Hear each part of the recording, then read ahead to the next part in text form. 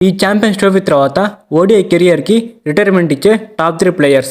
Number 1 Australia legendary batsmen Steve Smith. India versus Australia మధ్య జరిగిన semifinal match తర్వాత Steve Smith అయితే ODI కెరియర్కి retirement ప్రకటించారు. స్టీవ్ స్మిత్ తన ఓడిఐ కెరియర్లో ఇప్పటివరకు కూడా 170 ఇన్నింగ్స్ ఆడి ఉన్నాడు. అందులో 5800 పరుగులు చేసి ఉన్నాడు.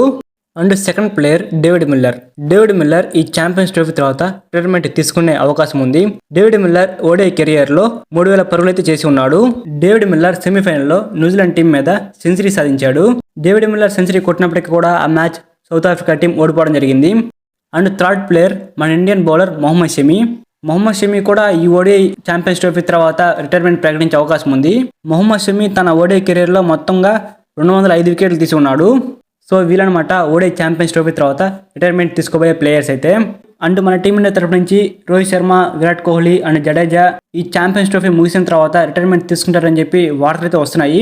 ఈ ఛాంపియన్స్ ట్రోఫీ ఫైనల్ మ్యాచ్ ముగిసిన తర్వాత మనకి ఒక క్లారిటీ అయితే వస్తుందన్నమాట. సో ఎనీవేస్ ఈ ఛాంపియన్స్ ట్రోఫీలో మన టీమిండియానే గెలవాలి. మన టీమిండియా ప్లేయర్స్ కోసం అయితే ఆల్ ద బెస్ట్ అని కామెంట్ చేయండి. డైలీ ఇలానే మీరు క్రికెట్ అప్డేట్స్ అనేవి తెలుసుకోవాలంటే మన ఛానల్ని సబ్స్క్రైబ్ చేసుకోండి.